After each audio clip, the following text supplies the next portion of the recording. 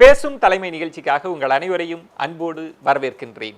ஒவ்வொரு வாரமும் வித்தியாசமான துறைகள், மிக முக்கியமான ஆளுமைகள், அவங்களோட அனுபவம் அப்படின்னு பேசும் தலைமை ஒரு அழகிய பயணத்தை மேற்கொண்டு பயணித்துக் கொண்டிருக்கிறது. அந்த விதத்துல இந்த வாரம் இலக்கிய உலகத்திற்குள் சஞ்சாரம் செய்ய இருக்கிறது இன்றைய பேசும் தலைமை நிகழ்ச்சி. உலக வரலாற்றில் எத்தனையோ சாம்ராஜ்யங்கள் இருந்திருக்கின்றன. ஆனால் அதன் சுவடுகள் கூட இன்றைக்கு தெரியாமல் அழிந்து போயிருக்கின்றன. எத்தனையோ மன்னர்கள் வந்தார்கள், வென்றார்கள், சென்றார்கள். ஆனால் இலக்கியமும் இலக்கியவாதிகளும் தான் சாஸ்வதமாக காலம் முழுவதும் நீடித்து கொண்டே இருக்கிறார்கள். அதற்கு காரணம், ஒரு இலக்கியவாதி, ஒரு எழுத்தாளன் ஒரு சமூகத்தினுடைய ஆன்மாவோடு நேரடியாக உரையாடுகிறார்.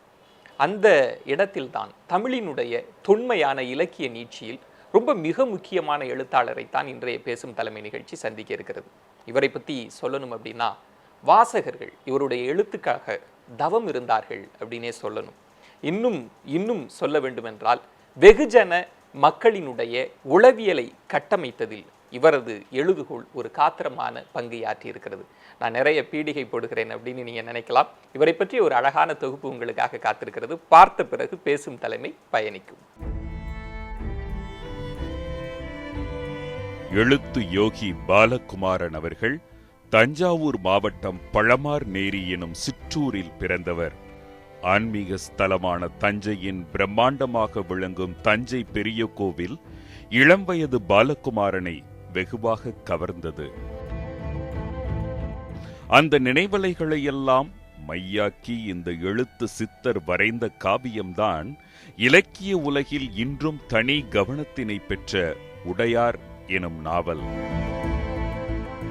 தன்னை சோழ தேசத்து அந்தணன் என்று பெருமையோடு அறிமுகப்படுத்திக் கொள்ளும் பாலகுமாரனின் பல நாவல்கள் தஞ்சையின் வாழ்வியலை அழகழகாய் சித்தரித்து காட்டின. எழுத்து உலக வாழ்வில் தனி முத்திரை பதித்த பாலகுமாரனின் இளமை காலங்கள் தோல்விகளாலும் விரக்திகளாலும் மட்டுமே நிரம்பியது என கண்களை மூடி நினைவு கூறுகின்றார் இந்த எழுத்து யோகி.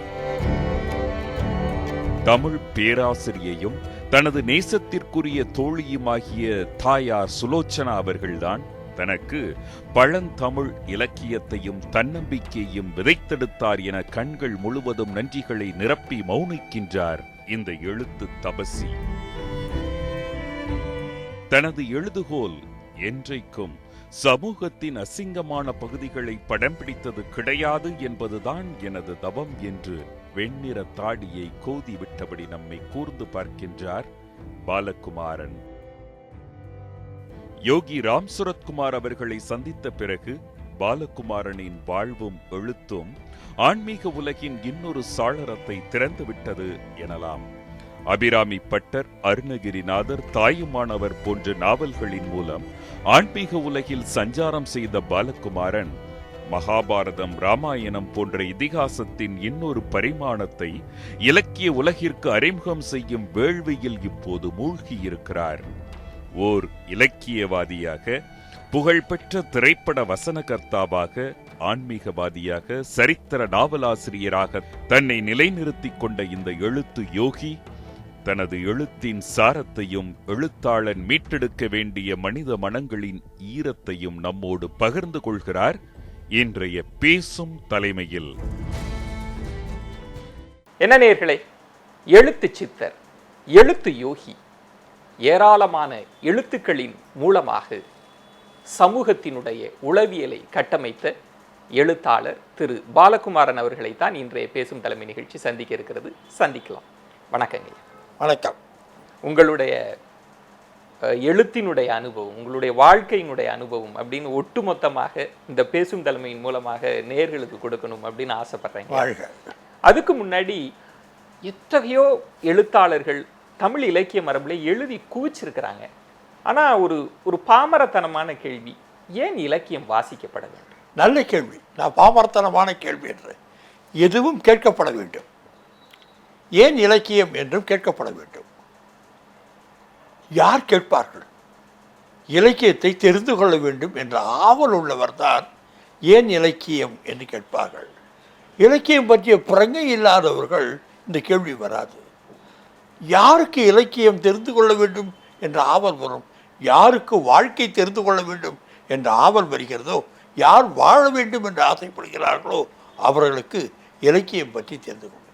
இவன் என் வாழ்க்கையை பேசுகிறானே, இவன் அவன் அப்பா மாதிரி தானே எங்கள் அப்பா இருந்தார், இவனுக்கு ஏற்பட்ட துன்பங்கள் போல தானே எனக்கு இருந்தது, இவன் பட்ட சந்தோஷம் தானே நான் பட்டேன் என்று தன்னை கதை புத்தகத்தில் இலக்கியத்தில் எவன் ஒருவன் இனம் கண்டு கொள்கிறானோ, எவன் ஒருவன் கண்ணாடியில் முகத்தை பார்ப்பது போல புத்தகத்தில் தன் முகத்தை பார்க்கிறானோ அவர் இலக்கியத்துக்கிட்ட வந்துடுவார். யார் வாழ வேண்டும் என்று ஆசைப்படுகிறார்களோ. ஏனென்றால் அது வெறும் முகம் மட்டும் காமிக்கல, இன்னும் எப்படி இருக்கணும் நீ காமிக்கிறது. டேய் மூஞ்சியெல்லாம் கருப்பாக இருக்கடா, டேய் தலைமயிர் கலைஞ்சிருக்கடா என்று இலக்கியம் சொல்லித்தரும். ஸோ தலை ஒழுங்கா தீவி முகத்தை மலர வைத்துக் கொள்கின்ற ஒரு தன்மையை தரும். முகம் எப்பொழுது மலரும்? மனம் மலர்ந்தால் முகம் மலரும். ஆரம்ப நாட்களில் நீங்கள் பல இடங்களில் பதிவு செய்த ஒரு விஷயம் அப்படின்னா, பாலியகால பாலகுமாரனுக்கு நிறைய தோல்விகள், கணக்கு சரியாக வராது, ஒரு ஆவரேஜான ஸ்டூடெண்ட் அப்படிலாம் இருக்கிறப்ப, ஆனால் நிறைய கனவுகளோடு வாழ்ந்த பாலகுமாரன். இந்த யதார்த்தத்துக்கும் கனவுக்கும் எப்படி ஊடாட்டம் உங்களுடைய ஆரம்பகால வாழ்க்கை இருந்தது? நான் அடி தாங்காதவன். அடி என்பது வலி மட்டுமல்ல, அடி என்பது அவமானமும் கூட. நான் அவமானம் தாங்காதவன். எங்கள் அப்பா அடிப்பார். அடிக்கிற வலியை விட அந்த அந்த ஏரியாவில் இருக்க சுற்றி வர்றதுக்கு பாலகுமாரன் உதவாங்கிறான்றதுக்கு பாருங்கள், அதுதான் என்னை குறுக்கு அடிச்சிடும். வாத்தியார் அடிப்பார், கணக்கு போடலனாலோ அல்ல பேசிட்டு இருந்தாலோ. அந்த அடியினுடைய வலியை விட அங்கே பெரம்பு நீட்டி வாங்குற போது அடி வாங்கின்னு இப்படி வந்தானே, அப்போ எல்லாரும் சிரித்தாங்களே, அந்த சிரிப்பு தான் ரொம்ப வலிக்கும். அந்த அவமானத்தினால் நான் குன்றி போனேன். அந்த அவமானத்தினால் நான் சரியான நான் மக்கே இல்லை. நான் ரொம்ப கெட்டிக்காரன். 270 நாவல் கையில் வச்சுருக்கேன். மக்கா இருந்தால் முடியுமா? நான் மக்கே இல்லை, ரொம்ப கெட்டிக்காரன். அவமானப்படுத்தினார்கள். நான் இன்றைக்கி என் குழந்தைகளை அடிக்கிறதே கிடையாது. யாரையுமே நான் வன்முறைக்கு போக மாட்டேன். அந்த குழந்தைய அடிக்கிறதே கிடையாது. தட்டி கொடுத்ததா அது தப்புடா கண்ணு அப்படின்னு சொல்கிறதோட முடிஞ்சு போகும். இந்த பள்ளிக்கூட்டில் வாத்தியார் அடிப்பார், ஃப்ரெண்ட்ஸ் அடிப்பாங்க, வீட்டில் அப்பா அடிப்பார், ரொம்ப வன்முறையாளர். அப்படி அடியாத மாடு படியாது அப்படிவாங்க. அது மாட்டுக்கடா, மாணவனுக்கு அல்ல. மாணவனை அடிக்கிற ஆசிரியர் நான் அறவே வெறுக்கிறேன். அவனுக்கு சொல்லித்தர தெரியல, சொல்லித்தர பொறுமை இல்லை. எவ்வளோ முரடனாக இருந்தாலும் அப்படி சமாளிக்கலாம். நீ என்னமோ படிச்சுட்டு வாந்தி எடுக்கிற, சொல்லித்தரது வேற, வாந்தி எடுக்கிறது வேற. அது அது அந்த அந்த சொல்லித்தர தெரியாத ஆசிரியர்களால் அடி வாங்குவோம். வாழ்க்கையை புரிந்து கொள்ளாத தகப்பனால் அடி வாங்குவோம். ரொம்ப திமிரு பிடிச்ச அகங்காரம் இருக்க நண்பர்களால் அடி வாங்குவோம். இந்த அடி தான் யோசிக்க வைத்தது, கனவு காண வைத்து. நீங்கள் சொன்னது ரைட்டு. ஒரு நல்ல தகப்பன், ஒரு நல்ல தாய், ஒரு நல்ல நண்பன், ஒரு நல்ல மனைவி, ஒரு நல்ல காதலி, இதெல்லாம் உள்ளுக்குள்ள வந்தது. இதை எழுத்தில் கொண்டு வரும்பொழுது நிஜமாகவே நல்லவர்கள் சேர்ந்து விட்டார்கள். இதான் பெரிய ஐரணி. இது இந்த மாதிரி நான் ஏங்கியிருக்கேன், நீங்கள் இருக்கேன். உனக்கு நல்ல ஃப்ரெண்டு வேணுமா? நான் நல்ல ஃப்ரெண்டு, ஓடி வந்துடுவான்.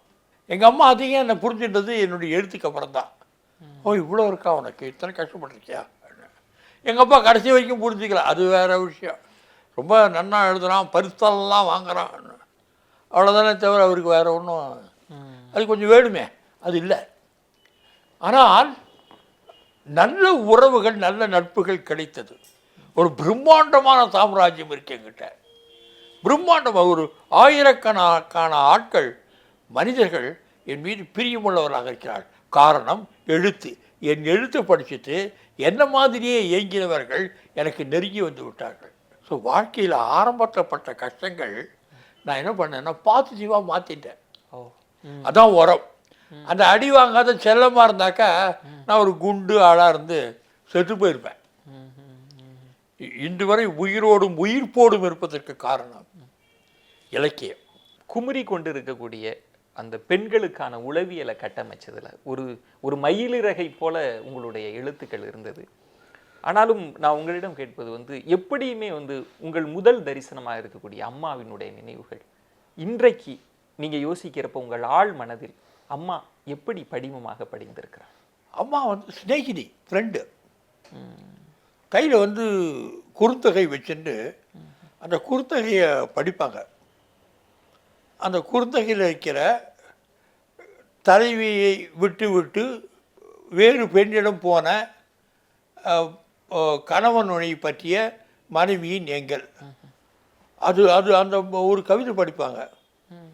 அது என்ன தொந்தரவு பண்ணும் பொம்மநாட்டிய அப்படின்றது அவங்க சொல்லுவாங்க. என்ன கஷ்டப்படுத்த அந்த பொம்மநாட்டிய அப்படின்னு சொல்லுவாங்க. இவ்வளவு பேச முடியும். சுடத்தொடி கேளாய் தெருவில் நாமாடு மணச்சித்தல் சிதையா கோதை அடைச்சிய வரிப்பந்து கொண்டோடி நோதக்க செய்யும் திருப்பட்டி, பெரிய போயிட்ரி.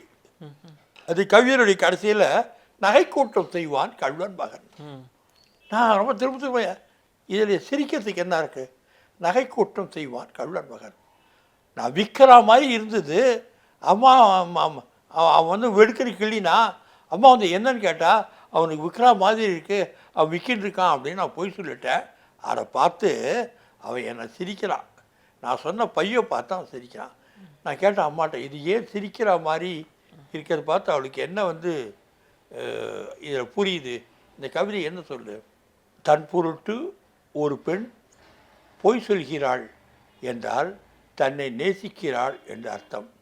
அந்த நேசிப்பை சொல்ல தயங்குகிறாள் என்று அர்த்தம். அந்த நேசிப்பு சொல்ல தயங்குவதை, நேசிப்பதை இந்த கவிதை சொல்கிறது. எந்த அம்மா சொல்லி தருவா? மிகப்பெரிய மிக மிக நெருங்கிய அற்புதமான சிநேகிதி. அவள் செய்திருக்க உதவி கொஞ்சம் நஞ்சம் இல்லை, ரொம்ப ரொம்ப பிரம்மாண்டமான உதவியை அவர் செய்திருக்கிறார்.